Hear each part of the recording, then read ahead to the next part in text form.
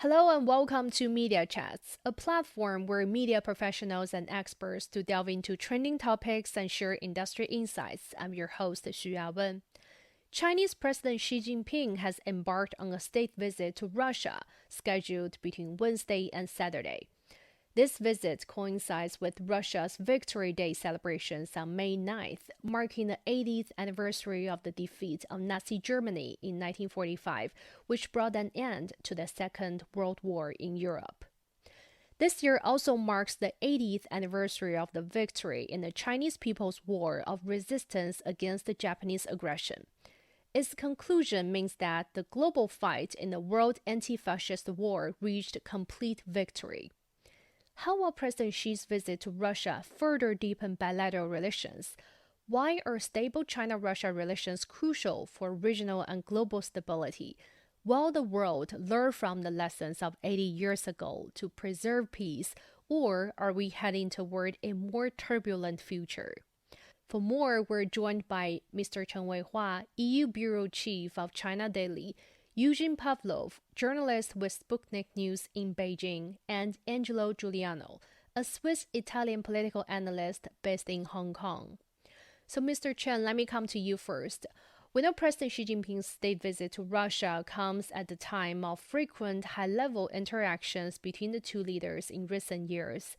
And this is President Xi's 11th visit to Russia since 2013, and the two leaders have met more than 40 times at different occasions in recent years.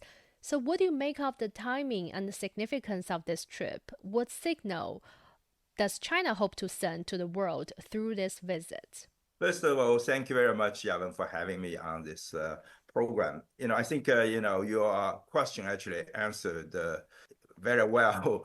The number of visits, she has paid to Russia and the number of times the two leaders have met over the years. I mean, we all know that the leaders' meetings are very important and crucial for bilateral tie.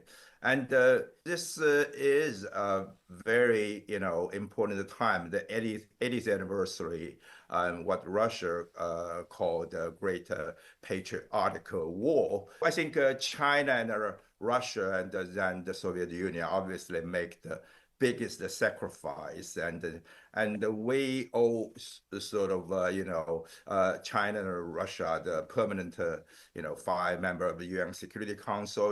We are important powers, so we want to sustain the global order after the World War II. I mean. But now, I mean, it's a time of international order with the United Nations and international rules have been challenged. If we look at a country like the U.S., want to wage a Cold War. I mean, even sort of a small country, especially in this world, being not respected. And so I think there was the trade war, tariff war, all these sort of trying to divide the world into political blocs. These are all challenges to the global orders that being established since the World War II. So I think this is very important. I mean, obviously, China and Russia are two large neighbors sharing a very long border. I mean, so stable relationship means not just great deal for the two countries. I think for the whole world, and the rest of the world is looking at this. Eugene, from Russia's perspective, so how are Russian media covering President Xi Jinping's state visits? And based on your observation, what key points are highlighted in their reports? So as far as I noticed, the majority of major Russian news outlets, media companies, TV channels, they have covered to some extent President Xi's visit to Moscow. I wouldn't say that there are many points that are emphasized. The very fact that a Chinese leader is coming to Moscow is, of course, of great importance and symbolic importance. It's been reiterated by many that it is also not just about the participation in the 9th of May parade on the Red Square, which is a very important deal, but also that some opinion pieces speculated on what the two leaders might discuss during this visit of President Xi to Moscow, because obviously there are many things to talk about, both in bilateral relations and the current geopolitical situation in the world. Angelo, what's your take on Eugen and Mr. Chen's remarks, and how do you think President Xi Jinping's state visit to Russia will further deepen the two countries' no-limits strategic partnership? Well, I think it's highly symbolic. First of all, it is about celebrating the defeat over Nazism. And I think especially when we are actually facing, I would say, revisionists from the West, which are actually trying to portray the US as being the savior, the one that actually defeated Nazi Germany. I think it's important just for both Russia and China just to go back to really what happened during the World War II. We are actually living this transition called the Thucydides trap. We have emerging power, you have declining power, and we have here, luckily, two countries, two leaders in the person of Xi Jinping and President Putin that are extremely pragmatic, and they want to go towards the multipolar world, which is a non-alignment, which is about also no ideology, and live and let live. Look for what unites us and set aside the differences. And I think they embody the new world towards where we're going to, where every single country would have its own voice, and the Western hegemony will be just I would say a dark side of our human history. Mr. Chen, China and Russia's partnership now covers many areas. For instance, in trade and economic ties, their bilateral trade reached a record high of nearly $250 billion last year, marking an increase of 2%. In the meantime, China has been Russia's largest trading partner for 13 consecutive years, and Russia remains the major energy supplier to China. More than 95% of their trade is now settled in local currencies. So how do you assess the two countries' economic cooperation after, hearing those numbers, and what new areas of growth are likely to emerge? Well, it's amazing. I mean, the numbers, because I always remember years ago, the leaders talk about how to boost the bilateral trade to like a 20 billion. I mean, I remember in 2002, it's only like 12 billion. I mean, the numbers you just said, it's approaching 250 billion. It's has grown by leaps and bounds. Obviously, I mean, China and Russia, I mean, the two large countries have great potential. I think it's not fully tapped, I still believe. China obviously is not the China 30 years ago. I mean, actually, if you look at 1990, I mean, Russia economy was actually bigger than China's. And so China grew enormously. I mean, not just in size. China has also grown technologically, become a major technology powerhouse. So I think Russia obviously is still technology powerhouse too. I mean, it's, if you look at the space and other, I mean, Russia obviously it's the largest country on the planet. And so I think there is so much complementary. I mean, from my perspective, Chinese investors are really looking at opportunities in Russia in every sectors.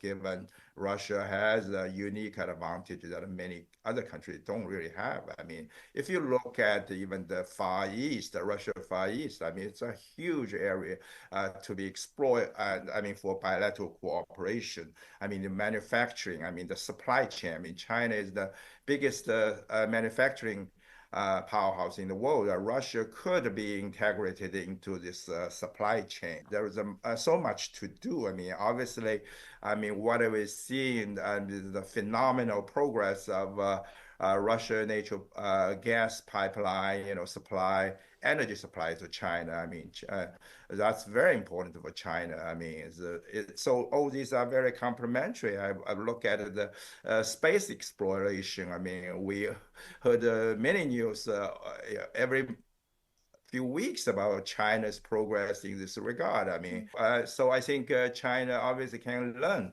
still a lot from Russia in that regard. So overall, I'm quite optimistic. I'm very pleased about the progress in the last decades, and I think we can have greater potential in the years, decades ahead. Eugene, so Mr. Chen, he just talked about the economic prospect of the two countries' bilateral relations.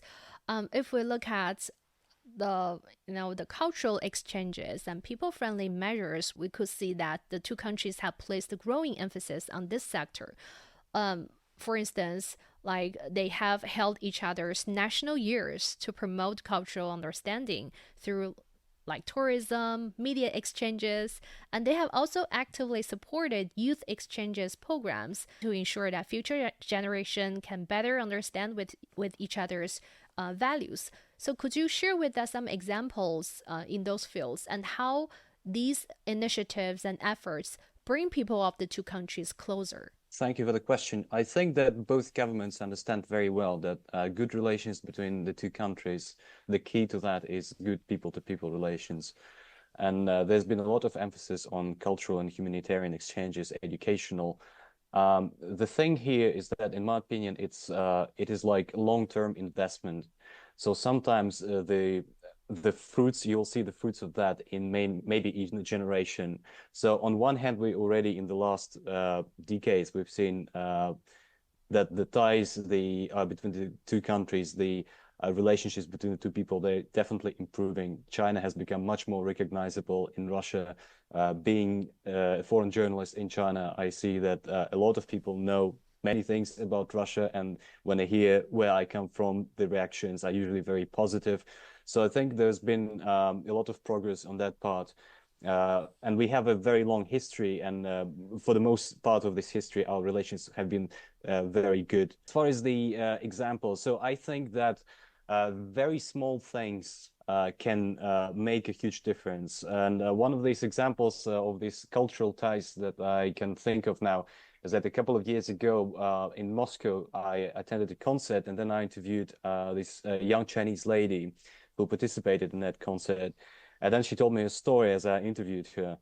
And she told me that she had no connection with Russia whatsoever. And she studied classical music back in China. But her teacher, she once studied back in the Soviet Union in Moscow. And so she told this young student of hers that, you know, in your class of instrument, Russia is the best place to go. They have great tradition, great schools, so you have to go there. And the girl, that she had absolutely no idea what Russia is like. So at some point she applied, she packed her bags, went to Moscow. So when I met her, she already spoke very good Russian. She studied at Moscow Conservatory, the famous musical school. And she taught there also, so she had some students. So this is the way how that lady that studied in the Soviet Union many decades ago influenced this particular person. She came to Russia as a result of that, and obviously she to make a huge impact herself. I'm pretty sure about that, because the students will remember her, the people she works with will remember her. And so I think that these very human things, these tiny details, they can make a huge difference. Just as with these cinema festivals, you never know, maybe you have a Chinese boy or a Russian boy or a girl who watch a movie made in this other country, and this makes a huge impression on them, and maybe in 20-30 years they become a film director. And this person will improve these ties immensely. So you never know. So it's a long-term investment and huge opportunities in here.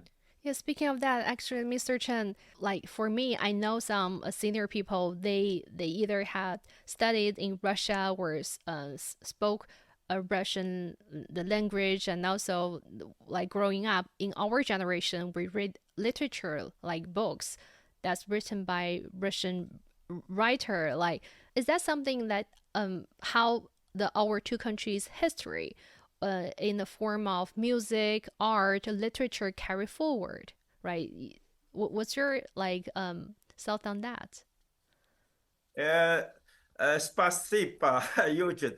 I mean, obviously, it's very interesting. You know, you mentioned that actually people my age, you know, when I was in junior high school, you know, actually there was a class. I mean, our sister class, all studying Russians. That's why I learned a little bit. Actually, one of my best friends there later went to Moscow to study mathematics, I think for like 15 years. He is now back at East China Normal University in Shanghai as a professor, I mean, for I mean, very good one. So, I mean, we all know, I mean, from studying science in school, I mean, there was so many Russian scientists. I mean, if you look, study chemistry, others.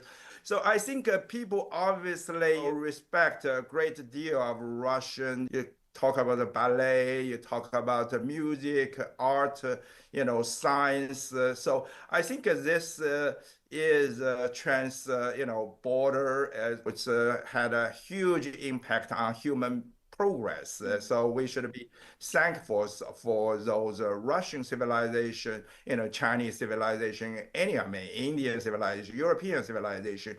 We should respect each other. What I want to mention, very important, I think that's China. I mean, since I'm here in Europe, I think China could play a very important role actually in bridging. I mean, in today's very complicated geopolitics, helping bridging the gap between Russia and Europe, which I think they should become good neighbors. I mean, like China and Russia, I think good neighbors is essential. I mean, it's very important to everyone, not just China, Russia. Angelo, so the key principle, if we look at China-Russia bilateral ties, the key principle of the two countries is mutually beneficial, non-alliance, non-confrontation, and does not target any third party.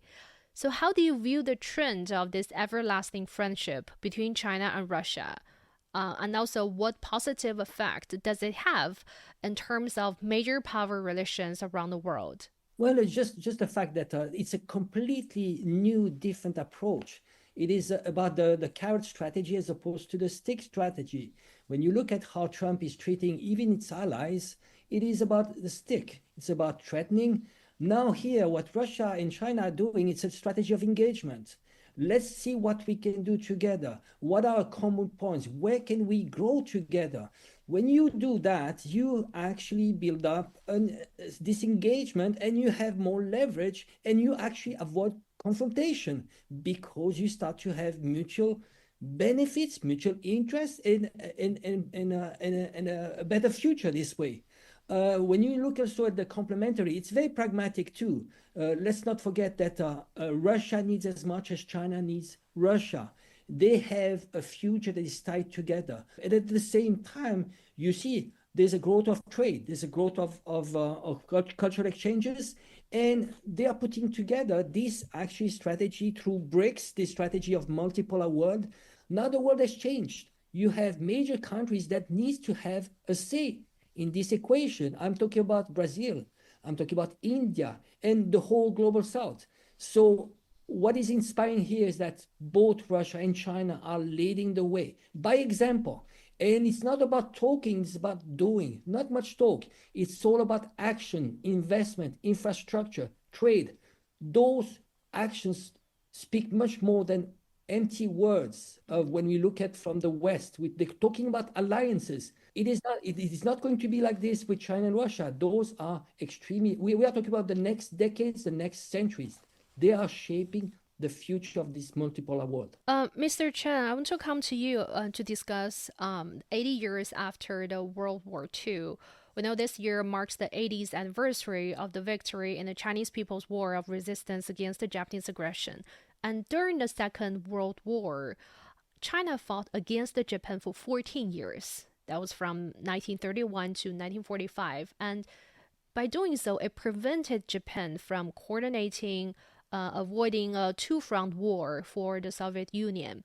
So could you elaborate on how significant is China's role in the Eastern Front of the Second World War? And why is that so important? Why is China's fighting against the Japanese aggression so important to the overall victory of the World Anti-Fascist War?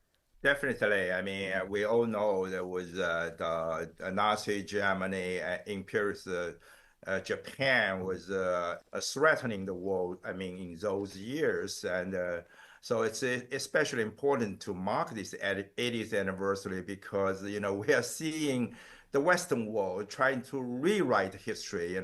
I'm here in Europe again, so I remember when they marked the anniversary of the Auschwitz. I mean, Poland. He didn't invite Russia to attend. It's obviously the Soviet Red Army liberated Auschwitz. It's not the United States or a British. So I think we should respect the history. At the same time, I think you are right. I mean, the role played by Russia or then the Soviet Union, or China especially, are not very well known or deliberately distorted today by the Western politician or media. Not many people know in the West that the Chinese people actually make the most sacrifice during the Second World War. I mean, we lost 30 like million people, so it was a brutal Japanese aggression against China. I mean, just look at the Nanjing massacre.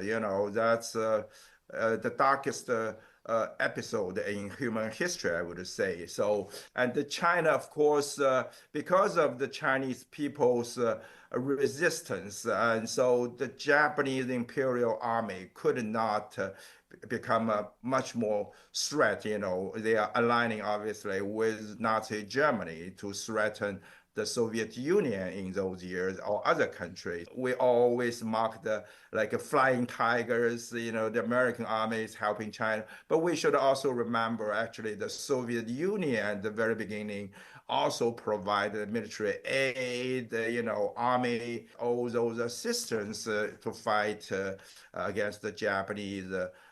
So obviously, I think the Chinese, I mean, it's a huge country. It's being the Japanese army also suffered, the ultimate defeat, obviously, surrendered. And it's the joint effort, I mean, mostly by the Chinese people's brave resistance. The war against the fascists in those years was joined by the then Soviet Union, the US. Just remember, we were allies against the Nazi Germany and the Japanese imperial fascists. So that's a really important moment to remind the world that's history and should not be rewritten. Very well said. We have to be cautious about, there's the rising trend of whitewash. Eugene, we know China and Russia, back then it was Soviet Union at the time, were the main battlefields in Asia and Europe during the Second World War. And the people of both countries were the backbone forces in the fight against the fascism and militarism, as Mr. Chen just mentioned, and making tremendous sacrifices and historic contributions to securing victory. How do you assess Soviet Union's critical role in the anti-fascist war? And how did, the Soviet Union's support for China back then during the wartime help build this strong friendship that still shapes our two countries' bilateral relations today?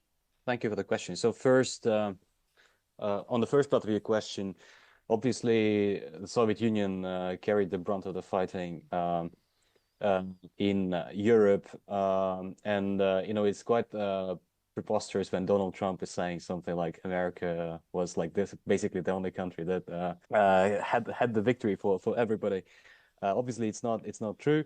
What the Soviet Union faced was essentially a united Europe effort at that moment, because it was not just the Nazi Germany, it was the industries of basically the whole continent.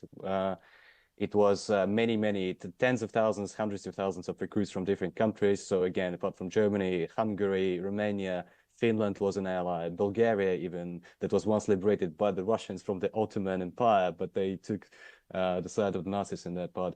Obviously, Italy, Spain sent a lot of volunteers. So it was a huge conflict involving many European countries, not just Germany versus the Soviet Union. And the Germans and their allies in Europe, they suffered about 80% of their total casualties on the Eastern Front, fighting the Soviet Union. So that is about the contribution.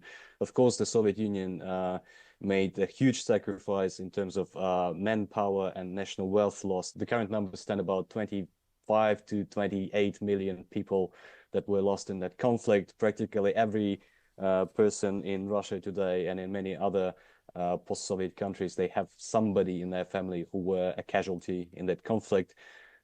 And also, as far as the second part of your question is concerned, obviously, the Soviet Union, it had its own conflicts with Japan in the 1930s. The fact that China was resisting Japan so boldly helped at some point in 1941 to the Soviet Union to send some reinforcements from the Russian Far East to the aid of Moscow, which was, of course, a very decisive moment. And the Soviet troops provided a lot of support to China in the 1930s before the war started in the Soviet Union. So Mr. Chen here, he mentioned the Soviet contribution and the Tigers, the American pilots, but they were also the Soviet pilots who fought in 1937 to 1940, and they were the key. The Americans back then, they didn't provide any major support to China.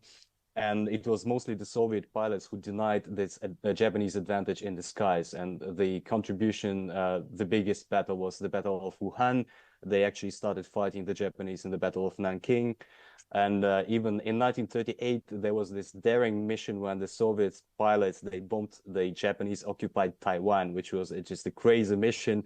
It was almost impossible to get there, but still somehow managed to do that. And yeah, so the battles of Wuhan, the Battle of Chongqing, yes, it was overall about 2,000 Soviet personnel that participated in that. I just yesterday attended a memorial service where the ambassadors of the former Soviet republics and the local Chinese government paid tribute to the fallen soldiers of the Soviet and Mongol military who fought for liberation of Janbei at Zhangjiakou. And it's very good to see how China cherishes this memory of the Soviet soldiers because, as Mr. Chen started, there is a lot of revisionism and history rewriting in the world. And in Europe, we've seen for over a decade, for many, many years, this rewriting of history, whitewashing Nazism, intertwining this neoliberal, EU ideology, anti-Sovietism. So the Nazis were actually the good guys, the people who collaborated with the Nazis, they were fighting for freedom against the Soviet occupation and all that. And we see the monuments to the Soviet soldiers in countries like the Baltic states, in Poland, in Czech Republic, they're being demolished. And now you see a village and there is a monument with the names of people from that very same village that fought in the Red Army against the Nazis, and their offspring, they destroyed this monument. So it's really quite remarkable and difficult to comprehend. But thank you for the people of China for preserving this memory. We're very grateful for that. And Mr. Chen, speaking of European countries, we know they played an active role in rebuilding the post-war international order, such as through key conferences like Yalta and Potsdam. They were held in Europe and laid the foundation for the United Nations and the post-war global system. So also we know this year marks the 80th anniversary of the UN's founding. Then how do you see the challenges and growing dysfunction that the organization is facing? And how can we help to, address those challenges to keep multilateralism alive and working in today's world? The global order with the UN as the core, the center, I think obviously being challenged. I mean, if we look at just the trade war, tariff war waged by the US, and it's also because the World Trade Organization is rendered dysfunctional simply because the U.S., since the first Trump administration, has refused to, appoint new judges to the appellation body. And the Biden administration obviously didn't reverse that trend. And so the WTO is dysfunctional. Even you can still, obviously, China has, even, Europeans have also filed, the Canadians, they have filed the cases, but it's not going to be binding, without this jury. So that's just the one very example of today's world. Obviously, we have this United States, which always claims to be the leader of the world, which is quitting one international, UN organization, WHO, UNESCO, after the other. So it's just dismantling the global system and the organizations. And pouring out the fund. I was in Geneva actually just 2 months ago, I believe, for the UN Human Rights Council because of the pouring out of the US funding. They couldn't even give me a proper press card. They just printed on the A4 sheet paper. They say because we have to cut budget because of the US withdrawing the money. So that's just one very life like a case in today's world. It's also important because it's also the year marking the 50th anniversary of China-EU relation. So I think EU EU still is not with the US, given that the EU's foreign policy has long been dictated by US. But EU is not with the US on this dismantling the international organization. I think EU is also for multilateralism. So I think we should all join forces in this very difficult time of human history, because it's really a turning point. Without this international law-based system with UN at the center, we are going to enter a very dangerous world, for the decades to come. So, Eugene, how can closer coordination between China and Russia, like through platforms of like the United Nations, the Shanghai Cooperation Organization, and also the BRICS, contribute to promoting a multipolar world and inclusive economic growth, both regionally and globally? Thank you for the question. So I totally agree with what Mr. Chen said about this. And I think that both Russia and China are interested in maintaining the UN-based order, which has been reiterated multiple times by both the Russian and the Chinese speakers. Why is that? Because the United Nations, in theory, are exactly meant to reflect that multilateralism and multipolarity if implemented properly. However, it is very hard to maintain such a structure when you have a key actor like the United States, for example, showing lack of interest in continuing to participate in such an organization. So I think that what Russia and China do, they really want to have UN still running, to have its role. This participation in other organizations that you mentioned, BRICS, SCO, it is complementary. It's not meant to subvert the United Nations, but these are also markers of the emerging multipolarity, where you have multiple different formats where countries free of some centralized agenda can discuss regional issues, the global developmental issues.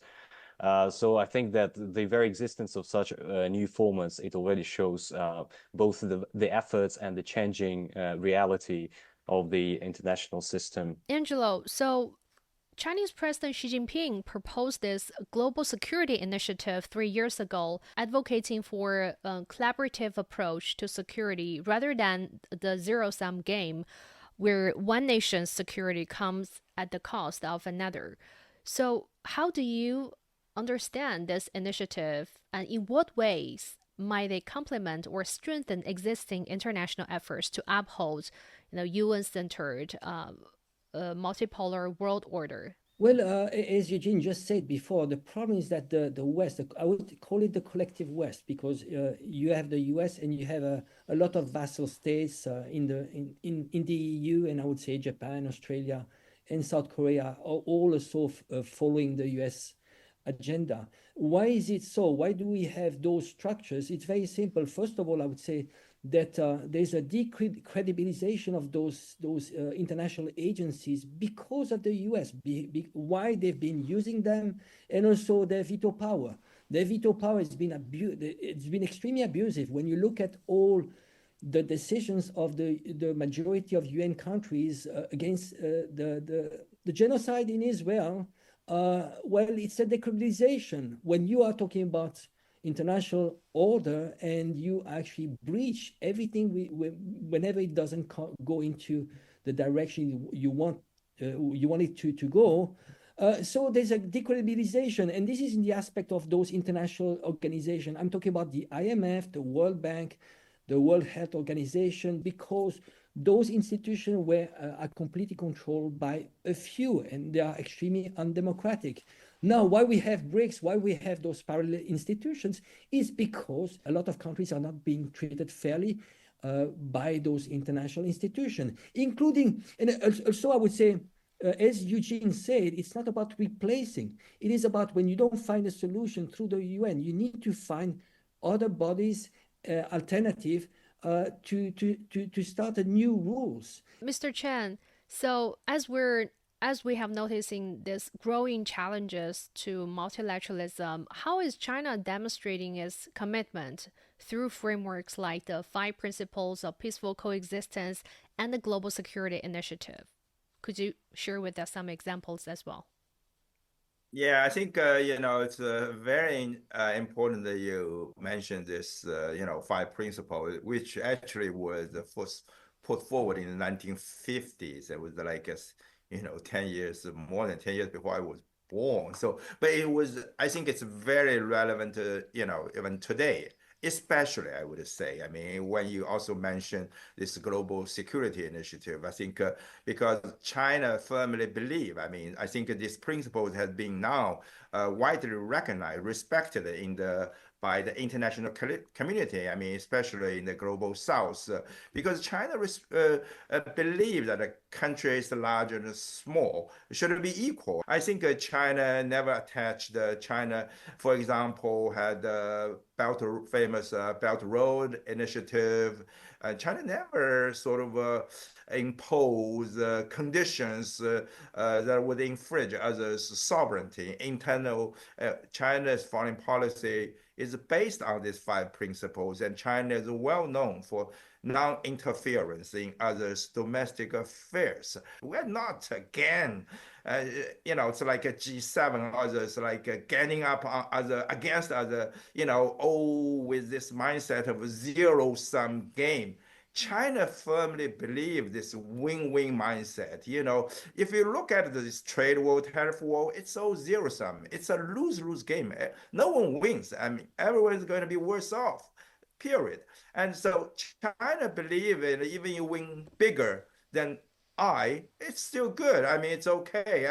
But, it's a win-win game. Last, I want to just briefly mention, because China always believe, countries with differences. For example, China, the European. I just want to mention, because this is the 50th anniversary of China EU relation. We're not identical with Russia. We have agreements on many issues, but we're not agreeing 100% on everything. Not with our neighbor country. But the truth is that China believes given these differences, we should be able to cooperate and pursue win-win cooperation. And when it comes to differences, we should try to resolve them in a peaceful manner through negotiation, diplomacy. I think that's a great example that, for international relations. So, Eugene, in light of this 80th anniversary of the victory in the anti-fascist war,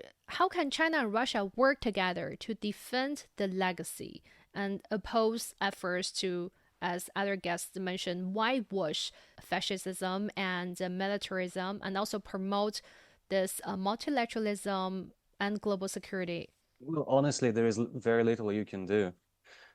So what Angelo mentioned before, he said pragmatic a couple of times, characterizing Russia, China, and some other countries. So here we have like this debate going on between realism and values-driven approach going on, and realism is becoming very popular now, even in the West, among many people who are somewhat skeptical about what's going on in the world.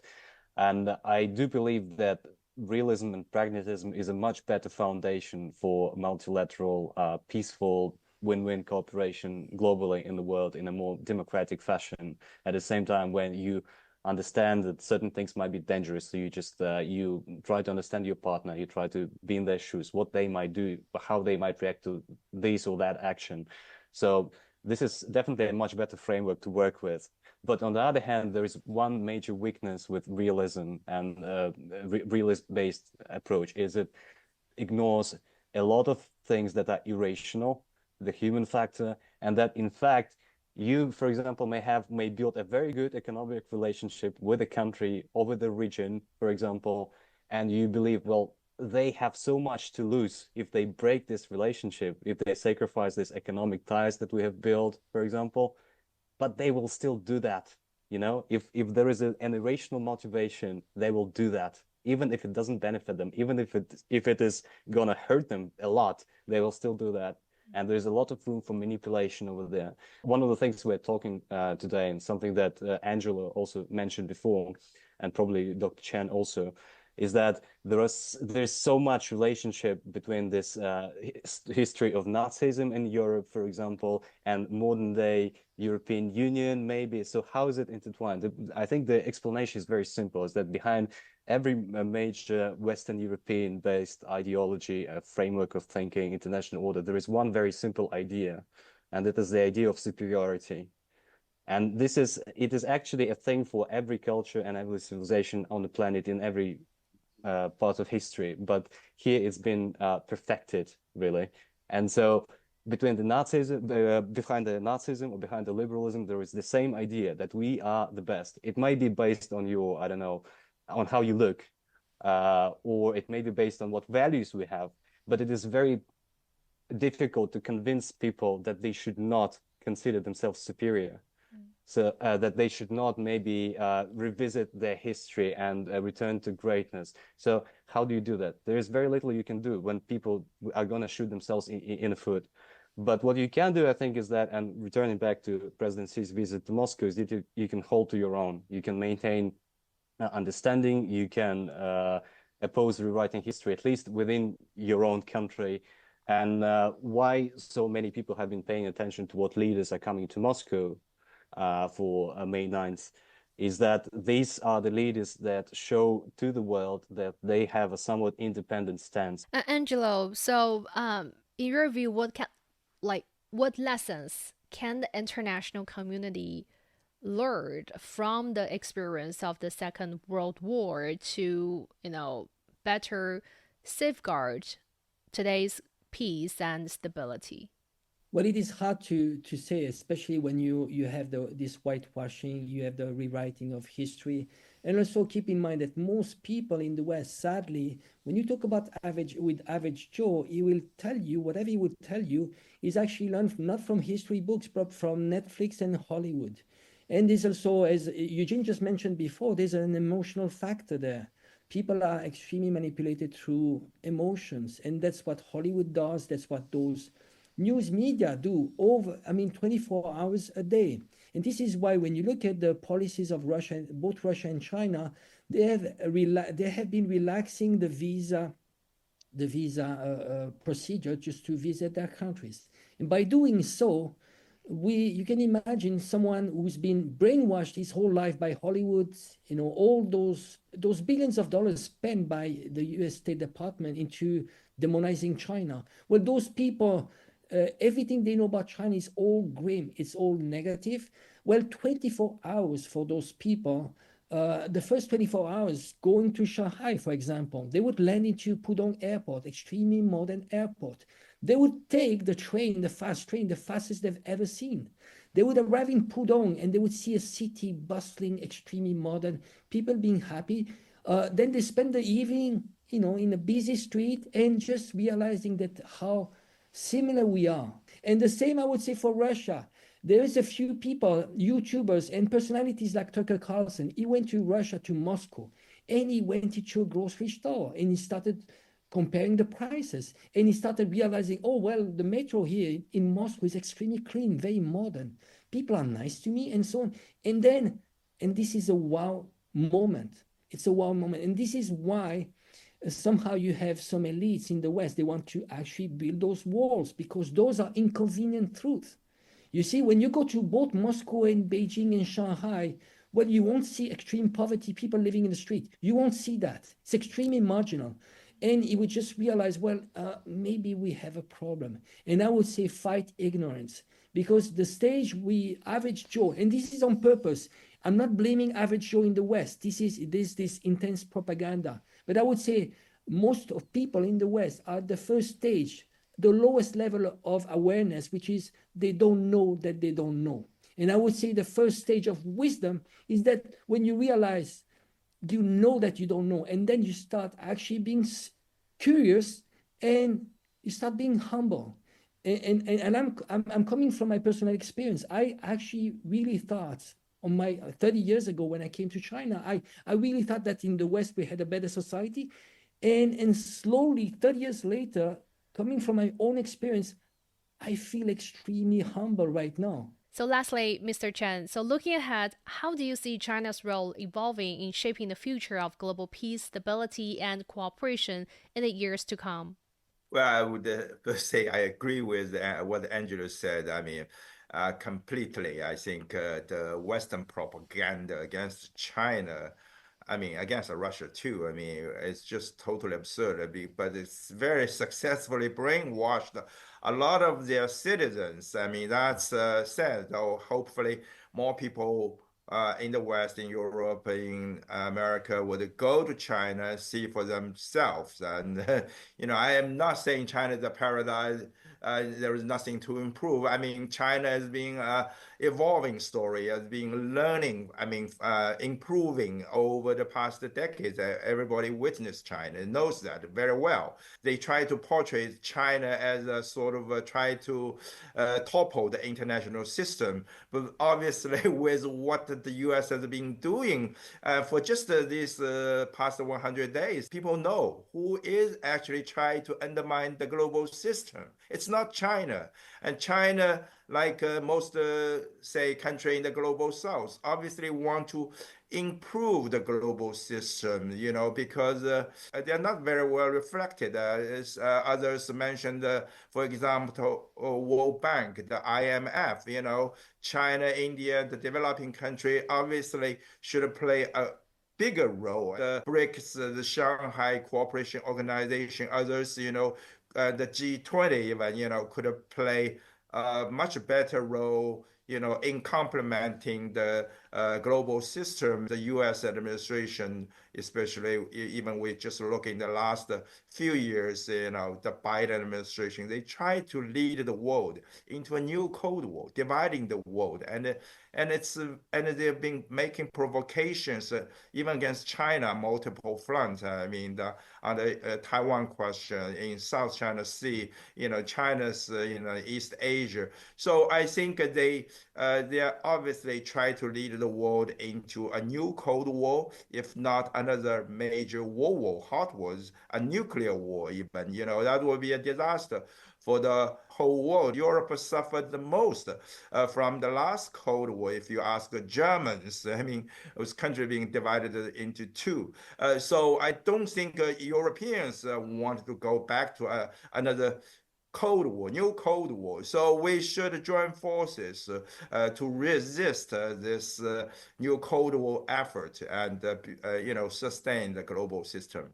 With that, we're wrapping up this episode of the Media Chats. I've been speaking with Mr. Chen Weihua, EU Bureau Chief of China Daily, Eugen Pavlov, reporter with Sputnik News in Beijing, and Angelo Giuliano, a Swiss-Italian political analyst based in Hong Kong.